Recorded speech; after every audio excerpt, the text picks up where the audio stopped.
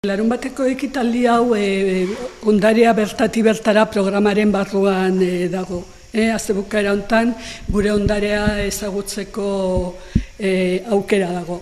Eta hor antolatu da Gipuzkoako Artxibo Orokorreko bisita gidatua. Gipuzkoako Artxibo Orokorra da Batzarre eta Aldundietako artxibo historikoa. Bisita honetan lehenengo jartzen diegu DVD bat, hor azaltzen dira artxiboaren eginkizuna, ze zerbitzu eskaintzen ditugun, artxiboaren historia kontatzen dugu.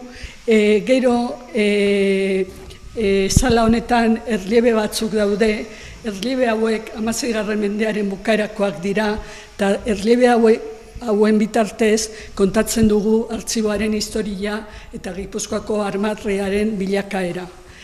Gero, bitrinetan jartzen dizkiegu dokumentu batzuk artxibonetako fondo desberdinetakoak. Baditugu beste fondo batzuk, korregimenduaren fondoa eta Tolosako distritu notarialeko protokoloak. Gero baditugu beste artxibo eta bilduma txiki batzuk.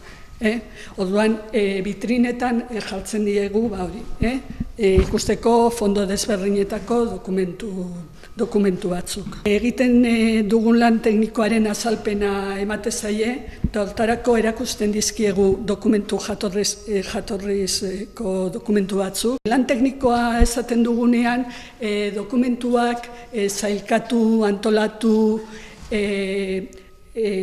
identifikatu eta deskribatuak egon behar dute. Gero baita ere, dokumentuak nola digitalizatzen ditugun erakusten zaizkie, eta nola artxibora etortzen diran ikertzailei nola banatzen dizkiegun beraiek eskatutako kopiak.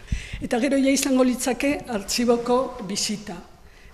Hortarako lehenengo ikusten dituzte depositoak, gero errestaurazio laboratorioa, hor ikusten dute nola dauden dokumentuak errestauratu baino lehenago, nola errestauratzen dituzten eta nola geratzen diran errestauratuta gero. Eta gero ja jetziko ginak irakurketa gelara.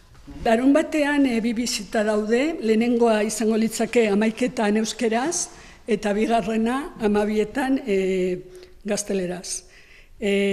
Doain da, plaza mugatuak, 25 pertsona, eta telefono ontara deitu behar dute.